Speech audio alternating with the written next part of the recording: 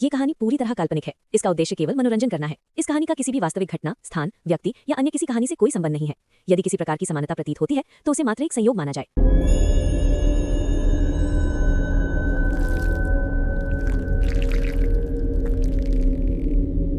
उग्रकूट के guest house में जब गौतम, रोहित और तविश सो रहे थे, तभी एक अजीब पक्षी की आवाज से गौतम की नींद खुल गई। जैसे किसी अनजानी ताकत के असर में वो उस पक्षी का पीछा करते करते सीधा उस श्रापित मैंशन तक पहुंच गया। मैंशन के अंदर कदम रखते ही गौतम को वहां घटी पुरानी और खौफनाक घटनाएं दिखने लगी। लेकिन जैसे ही वो उस बड़े दरवाजे के पास पहुंचा, एक अदृश्य शक्ति ने उसे इतनी जोर से धक्का दिया कि वो सीधा मैंशन के बाहर जा गिरा और बेहोश हो गया। अब आगे। इनविजिबल फोर्स के जानलेवा हमले के बाद गौतम मैंशन के बाहर पत्थरों पर आकर जोर से गिरा और उसी पल वो बेहोश हो गया। लेकिन बेहोशी में गौतम ने जो देखा वो सिर्फ एक सपना नहीं था, वो शायद किसी और दुनिया का दरवाजा था। बेहोशी की हालत में गौतम को ऐसा महसूस हुआ जैसे वो धीरे धीरे किसी गहरी, अंधेरी और बेजान खाई में डूबता जा रहा हो। न कोई आवाज, न कोई रोशनी, न हवा, सिर्फ एक अजीब सा दबाव, जैसे अंधेरा उसे निगलने की कोशिश कर रहा हो। कुछ पल बाद गौतम ने धीरे धीरे अपनी आंखें खोली, लेकिन जैसे ही उसने सामने देखा, उसकी सांस एक पल के लिए रुक गई। वो ना तो मैंशन के बाहर था, न गेस्ट हाउस में, बल्कि वो खुद को एक पुरानी, बहुत ही सुनसान और श्रापित सी जगह पर खड़ा पाया। उसके चारों तरफ घना अंधेरा था, जमीन गीली मिट्टी से भरी हुई थी और हवा में सड़ी हुई लकड़ी, जले हुए मांस और पुराने खून जैसी बदबू फैली हुई थी। दूर कहीं से टप टप, जैसे कहीं से पानी नहीं, खून टपक रहा हो। गौतम का गला सूख गया। उसने धीरे से कहा, मैं कहाँ हूं? लेकिन उसकी आवाज अंधेरे में खो गई। तभी अचानक हवा एकदम से बहुत तेज हो गई। बर्फ जैसी ठंडी हवा वो गौतम के कानों के पास से गुजरी और उसे साफ महसूस हुआ जैसे कोई उसके बिल्कुल पास आकर धीरे से फुसफुसाया हो। गौतम का पूरा शरीर कांप गया। वो तुरंत पीछे मुड़ा, लेकिन वहां कोई नहीं था, सिर्फ अंधेरा, सिर्फ सन्नाटा और वो अजीब सी हवा। गौतम ने हिम्मत जोड़ी और धीरे धीरे आगे बढ़ने लगा। उसका पहला कदम गीली मिट्टी में दबा, लेकिन उसके कदम के तुरंत बाद उसने एक और आवाज सुनी, छप, जैसे कोई और भी उसके साथ चल रहा हो। गौतम तुरंत रुक गया। दूसरी आवाज भी रुक गई। उसने फिर कदम बढ़ाया, छप, और फिर छप। अब उसे यकीन हो गया था वो अकेला नहीं था। तभी अंधेरे के बीच धीरे धीरे, जैसे धुआं इकट्ठा हो रहा हो, एक विशाल, भयावह चेहरा उभरने लगा। उसका साइज इंसान से कई गुना बड़ा था।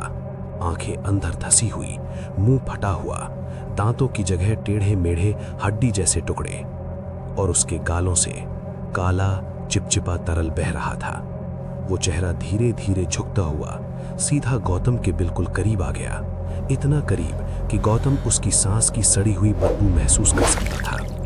गौतम चीखने ही वाला था कि हुश! वो चेहरा एक पल में हवा में बिखर कर गायब हो गया। गौतम का दिल इतनी जोर से धड़क रहा था जैसे सीने से बाहर आ जाएगा। अब गौतम और भी ज्यादा घबरा चुका था, लेकिन वो रुका नहीं। वो धीरे धीरे आगे बढ़ता रहा। तभी उसके कान के बिल्कुल पास से किसी ने फिर से धीरे से कुछ फुसफुसाया। गौतम का शरीर सुन पड़ गया, लेकिन कांपते हुए वो धीरे धीरे पीछे मुड़ा और वहां एक लड़की खड़ी थी, लेकिन उसका चेहरा था ही नहीं, ना आंखें, ना नाक, ना होंठ। उसके चेहरे की जगह बस एक सपाट, फीका चमड़ी का टुकड़ा था, जैसे किसी ने उसका पूरा चेहरा नोच कर मिटा दिया हो। उसके गीले बालों से काला पानी टपक रहा था। उसकी गर्दन टेढ़ी थी और वो बिना हिले सीधा गौतम की तरफ देख रही थी, या शायद देख रही थी क्योंकि उसकी आंखें थी ही नहीं। गौतम तुरंत मुड़कर भागना चाहता था, लेकिन उसके पैर हिल ही नहीं रहे थे, जैसे किसी ने उन्हें जमीन के अंदर गाड़ दिया हो। उसने जोर लगाया, लेकिन बेकार। उसका गला सूख गया, सांसें तेज हो गईं। नहीं। तभी वो बिना चेहरे वाली लड़की धीरे से जमीन से ऊपर उठने लगी। उसके पैर हवा में लटक गए। उसका शरीर धीरे धीरे हिलता हुआ हवा में तैरते हुए गौतम की तरफ बढ़ने लगा। जितनी वो करीब आ रही थी, उतनी ही ठंड बढ़ रही थी। इतनी ठंड कि गौतम की सांस से धुआं निकलने लगा। और फिर वो आकृति गौतम से बस कुछ इंच दूर आकर रुक गई। कुछ पल के लिए सब कुछ बिल्कुल खामोश हो गया। ना हवा, ना आवाज, सिर्फ गौतम की सांस। और फिर छड़ाक, उस आकृति के चेहरे पर एक हल्की सी दरार पड़ी। गौतम की आंखें फट गईं। फिर एक और दरार, फिर एक और अगले ही पल उसका पूरा सपाट चेहरा अंदर से फट गया।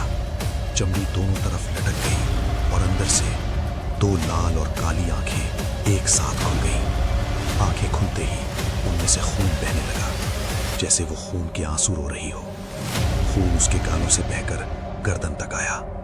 ये देखकर गौतम की चीख निकल गई। अगले ही पल उस आकृति ने अपना हाथ आगे बढ़ाया। उसकी उंगलियां इंसान जैसी नहीं थी, लंबी, टेढ़ी और पंजों की तरह नुकीली। उसने गौतम का गला पकड़ा और एक झटके में उसे हवा में उठा लिया। गौतम के पैर हवा में तड़पने लगे। उसका गला दब गया, सांस रुकने लगी, आंखें लाल पड़ने लगी। वो उसके हाथ हटाने की कोशिश कर रहा था, लेकिन उसकी पकड़ पत्थर से भी ज्यादा मजबूत थी। वो आकृति अपनी खूनी आंखों से बस गौतम को घूरती रही। और फिर उसने गौतम को जोर से जमीन पर पटक दिया। पत्थर से टकराकर गौतम की दर्द भरी कराह निकल गई। गौतम अभी संभल भी नहीं पाया था कि वो आकृति हवा में टेढ़े तरीके से घूमी, जैसे उसके जोड़ों में हड्डियां ही ना हो। उसने अपना हाथ उठाया और उसकी उंगलियों के बीच लाल रंग की जलती हुई रोशनी इकट्ठा होने लगी। वो आम रोशनी नहीं थी, उसमें से जैसे चीखों की आवाजें आ रही थी, जैसे उसमें बंद रूहों का दर्द हो। और फिर लाल रोशनी का एक तेज वार सीधा गौतम के सीने से टकराया और गौतम घसीटते हुए कई फीट दूर तक चला गया। सीने में आग सी लगने लगी। उसके मुंह से खून निकल आया। अब गौतम के हाथ कांप रहे थे, हिम्मत टूट रही थी। उसे महसूस हुआ आज शायद वो जिंदा नहीं बचेगा। लेकिन वो आकृति रुकी नहीं। उसने अपने दोनों हाथ हवा में उठाए और सिर को उल्टा टेढ़ा करते हुए एक इतनी डरावनी चीख मारी कि गौतम के कान से खून निकलने लगा। फिर उसने सिर्फ एक इशारा किया और गौतम का शरीर अपने आप हवा में उठ गया। वो हवा में लटक गया, न पैर जमीन पर, न हाथ का कंट्रोल। वो जोर जोर से तड़पने लगा। उस आकृति ने फिर अपनी लाल शक्ति को एक जगह समेटना शुरू किया। इस बार वो लाल रोशनी धीरे धीरे एक बड़ी, बहुत ही नुकीली भाले जैसी आकार लेने लगी। वो सीधा गौतम के दिल की तरफ थी। अगर वो लग जाती तो सब खत्म। वो लाल भाला तेजी से गौतम की तरफ बढ़ा और उसी पल पूरी जगह एक तेज सफेद रोशनी से भर गई। इतनी तेज रोशनी कि गौतम की आंखें चौंधिया गईं। उसका शरीर जोर से जमीन पर आ गिरा, लेकिन वो अभी भी जिंदा था। कुछ पल तक गौतम को कुछ दिखाई नहीं दिया। फिर धीरे धीरे रोशनी कम हुई। गौतम ने आंखें खोली। न वो लाल भाला था, न वो बिना चेहरे वाली आकृति। सब कुछ एक पल में गायब हो चुका था। गौतम ने घबरा कर पीछे देखा और उसका दिल एक पल को रुक गया। उसके ठीक सामने वही मिस्टीरियस आदमी खड़ा था। वही आदमी जो कॉलेज के बाहर सड़क पर मिला था। वही जिसने स्टार मार्क वाले यंत्र को दफनाने में गौतम की मदद की थी। गौतम ने हिचकिचाते हुए कहा, आप वो आदमी धीरे से उसकी तरफ मुड़ा। उनका चेहरा पहले की तरह बिल्कुल शांत था। उनके होठों पर एक हल्की सी मुस्कान थी और उन्होंने बहुत धीमी आवाज में कहा, तुम्हें लगा था जो कुछ तुमने कॉलेज में देखा वो सब खत्म हो गया। गौतम का गला सूख गया, वो कुछ बोल भी नहीं पा रहा था। वो आदमी एक कदम और आगे बढ़े और बोले, नहीं गौतम, वो सिर्फ शुरुआत थी। गौतम पीछे हटा और कांपते हुए पूछा, आप हो कौन? वो आदमी बस मुस्कुराया, तुम मुझे पहले भी देख चुके हो, लेकिन अभी तुम सच जानने के लिए तैयार नहीं हो। तभी वो आदमी फिर बोले, मैंने तुमसे पहले ही कहा था गौतम, तुम कोई आम इंसान नहीं हो। गौतम चुप रहा। आदमी ने सीधा उसकी आंखों में देखते हुए कहा, जो कुछ तुम्हारे साथ हो रहा है वो इत्तेफाक नहीं, तुम्हारी नियति है। फिर उन्होंने धीरे से कहा, कभी सोचा है तुमने अकेले ही कॉलेज के राक्षस का सामना कैसे कर लिया? गौतम के दिमाग में कॉलेज के वो खौफनाक पल घूम गए। आदमी आगे बोले, ये तुम्हारा सफर है और तुम्हें अपना रास्ता खुद ढूंढना होगा। तभी धड़ धड़ धड़ जमीन जोर जोर से हिलने लगी, गीली मिट्टी फटने लगी, अंधेरा और गहरा हो गया। हवा इतनी तेज हो गई कि धुंध चक्रवात की तरह घूमने लगी और फिर दूर अंधेरे के बीच एक इतनी डरावनी चीख गूंजी। गौतम ने पलट कर देखा और उसका खून जम गया। दूर अंधेरे के बीच वही बिना चेहरे वाली एंटिटी फिर से खड़ी थी, लेकिन इस बार वो पहले से भी ज्यादा भयानक थी। उसका पूरा शरीर टेढ़ा मेढ़ा था, जैसे हड्डियां उल्टे दिशा में जुड़ी हों। त्वचा कई जगह से लटक रही थी, हाथ पैर इंसान से 2 गुना लंबे और उसकी गर्दन धीरे धीरे अजीब सी आवाज के साथ सीधा गौतम की तरफ मुड़ गई और फिर बिना किसी वार्निंग के वो एंटिटी चारों हाथ पैरों पर झुककर जानवर की तरह दौड़ती हुई गौतम की तरफ आने लगी। उसकी स्पीड इतनी ज्यादा थी कि वो एक लाल काले धुंध के धब्बे जैसी लग रही थी। गौतम चीखा, ये क्या है? मिस्टीरियस आदमी ने उस एंटिटी की तरफ देखा, लेकिन उनके चेहरे पर जरा सा भी डर नहीं था। वो हल्का सा मुस्कुराए, फिर उन्होंने आंखें बंद की और कुछ बहुत ही पुरानी भाषा में बुदबुदाया। उनकी आवाज धीमी थी, लेकिन उसमें एक अजीब सी शक्ति थी, जैसे हर शब्द हवा को काट रहा हो। अचानक उनके पैरों के नीचे सफेद रोशनी का एक चक्र उभर आया। वो रोशनी एक पल में हवा में फैल गई। एंटिटी बिल्कुल गौतम से कुछ फीट दूर थी कि अचानक उसने इतनी तेज चीख मारी कि आसपास का अंधेरा हिल गया। उसका शरीर झटके खाने लगा, जैसे कोई अदृश्य शक्ति उसे जला रही हो, और फिर एक जोर के धमाके के साथ वो वहां से गायब हो गई। बस हवा में जले हुए मांस की बदबू रह गई। गौतम कुछ पूछ पाता उससे पहले ही सब कुछ टूटने लगा। जमीन फटने लगी, अंधेरा बिखरने लगा, धुंध हवा में घुलने लगी। मिस्टीरियस आदमी का शरीर धीरे धीरे धुंध में बदलने लगा। गौतम चीखा, रुकिए, आप कौन हैं? लेकिन इस बार जाते जाते उस आदमी की आवाज चारों तरफ गूंज उठी, तुम्हें कालीबान तक पहुंचना होगा, वही तुम्हारे सवालों का जवाब है। लेकिन कालीबान तक पहुंचने से पहले तुम्हें खुद अपने अंदर छुपे अंधेरे से गुजरना होगा। और अगले ही पल सब कुछ शांत हो गया और अंधेरा छा गया। अचानक एक झटके के साथ गौतम की आंखें खुल गईं। वो जोर जोर से सांस ले रहा था। उसका पूरा शरीर पसीने से भीग चुका था, सीना जल रहा था, गला दर्द कर रहा था, जैसे सच में किसी ने उसका गला दबाया हो। वो अब भी मैंशन के बाहर पत्थर की जमीन पर पड़ा हुआ था। उसके आसपास रोहित, तावीश और गांव के वही बुजुर्ग बैठे थे जो काफी देर से उसे होश में लाने की कोशिश कर रहे थे। रोहित ने उससे संभालते हुए कहा, गौतम, होश में आ गया तू? गौतम झटके से उठ बैठा। तुम सब यहां? रोहित ने गुस्से और घबराहट के बीच कहा, सुबह से पूरे गांव में तुझे ढूंढ रहे हैं और तू यहां इस मैंशन के सामने क्या कर रहा था? गौतम कुछ पल चुप रहा, फिर उसने रात की सारी घटनाएं बता दी। वो काला पक्षी, बिना चेहरे की लड़की, किचन की सड़ी गली आकृति और अदृश्य शक्ति। रोहित और तावीश उसकी बात सुनकर सन्न रह गए, लेकिन सबसे ज्यादा असर हुआ गांव के बुजुर्ग पर। उनका चेहरा सफेद पड़ गया। उन्होंने डरते हुए पूछा, तुमने उस पक्षी को देखा? गौतम ने हाँ में सर हिलाया। हाँ, वही मुझे यहां तक लेकर आया था। बुजुर्ग का गला सूख गया। उन्होंने कांपती आवाज में कहा, तो आज गांव में कुछ बहुत बुरा होने वाला है।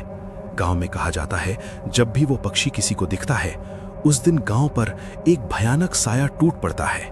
वो उस मैंशन के दानव का वफादार है। उसका दिखना एक चेतावनी होता है कि दानव बहुत गुस्से में है और उसका हर्जाना गांव को भुगतना पड़ता है। बुजुर्ग की बात खत्म ही हुई थी कि दूर से गांव की तरफ से चीखने चिल्लाने की आवाज आई। लोग भाग रहे थे, औरतें रो रही थीं, बच्चे चीख रहे थे। रोहित ने घबरा कर कहा, वहां कुछ हुआ है। गौतम, रोहित, तावीश और बुजुर्ग सब तुरंत गांव की तरफ भागे।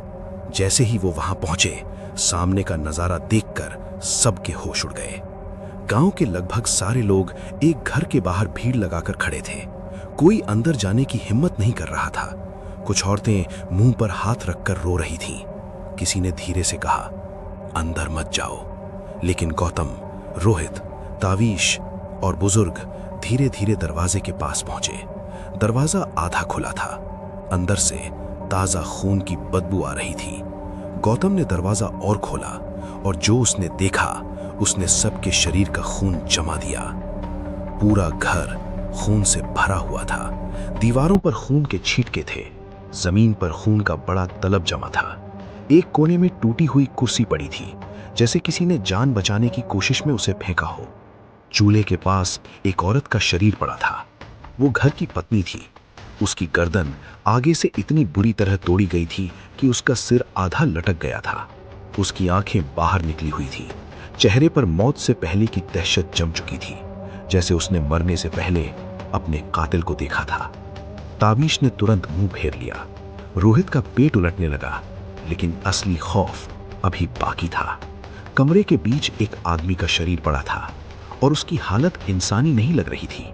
उसके पूरे शरीर पर बहुत बड़े बड़े पंजों के निशान थे, जैसे किसी जानवर ने उससे नोचा हो।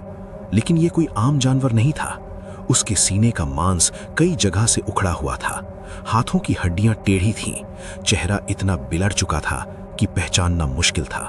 और सबसे डरावना, उसकी गर्दन में एक बड़ा गहरा छेद था, जैसे कोई बहुत ही बड़ी, बहुत ही नुकीली चीज सीधा उसकी गर्दन के आर पार घुसा दी गई हो।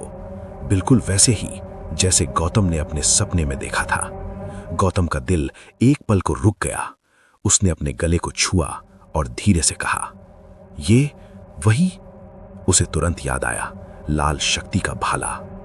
गौतम का दिमाग तेज घूमने लगा। क्या वो सपना था या कोई और दुनिया, या किसी होने वाली मौत की झलक? बुजुर्ग ने कांपते हुए कहा, मैंने कहा था उस पक्षी का दिखना शगुन नहीं, विनाश की चेतावनी है। दानव ने अपना हर्जाना ले लिया। घर के बाहर लोग रो रहे थे। अंदर मौत की बदबू थी और गौतम के अंदर एक और भी गहरा डर पैदा हो चुका था। जो कुछ उसने देखा वो सिर्फ उसके साथ नहीं हो रहा था, अब पूरा गांव इसमें फंस चुका था।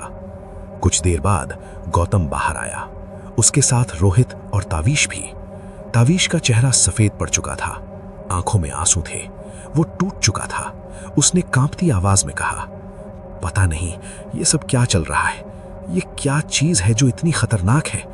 फिर उसकी आवाज भर आई, पता नहीं मेरे मम्मी पापा कहाँ हैं। ये कहकर तावीश रो पड़ा। तावीश की आंखों में आंसू थे और उन आंसुओं से ज्यादा खौफ उसकी आवाज में था।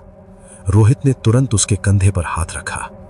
तेरे मम्मी पापा दोनों ठीक होंगे, तू हिम्मत रख, हम सब मिलकर उन्हें ढूंढेंगे।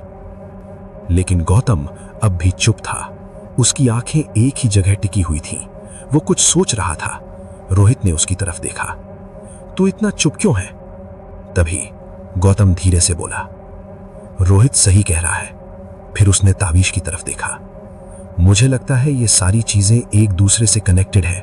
वो पक्षी, मैंशन, फेसलेस एंटिटी, मेरा वो सपना और ये कत्ल, सब कुछ। उसकी आवाज धीरे धीरे मजबूत होने लगी। हमें एक एक करके इन सब का सच ढूंढना होगा। तभी हम तावीज के मॉम डैड को ढूंढ पाएंगे और तभी हम समझ पाएंगे कि कालीबन क्या है। एक जगह, एक शक्ति या एक ऐसा नाम जिसे सुनते ही मौत जाग उठती है। तभी गौतम अचानक से उठ खड़ा हुआ। उसकी आंखों में डर अब भी था, लेकिन इस बार उस डर से ज्यादा गहरा था एक फैसला। बिना कुछ कहे उसने धीरे धीरे अपने कदम फिर से उस श्रापित मैंशन की तरफ बढ़ा दिए। रोहित, ताविश और गांव के बाकी लोग उसे रोकने के लिए चीखते रहे, उसे समझाते रहे, लेकिन गौतम अब रुकने वाला नहीं था। क्या तविश के मम्मी पापा अब भी जिंदा हैं, या वो भी इस श्रापित अंधेरे का शिकार बन चुके हैं? क्या गौतम उस मैंशन के अंदर छुपे खौफनाक राज तक पहुंच पाएगा, या फिर वो खुद भी उस शैतानी ताकत का हिस्सा बन जाएगा? और आखिर कौन है वो मिस्टीरियस आदमी जो हर बार सही वक्त पर सामने आता है और फिर अंधेरे में गायब हो जाता है? इन सभी खौफनाक सवालों के जवाब जानने के लिए हमारे चैनल को अभी सब्सक्राइब करें। और अगर आपको कालिबन सीरीज का ये खौफनाक सफर पसंद आ रहा है तो वीडियो को लाइक जरूर करें और कमेंट करके जरूर बताइए आपके हिसाब से इस मैंशन के अंदर आखिर छुपा क्या है। उग्रकूट पार्ट 4 कमिंग सून।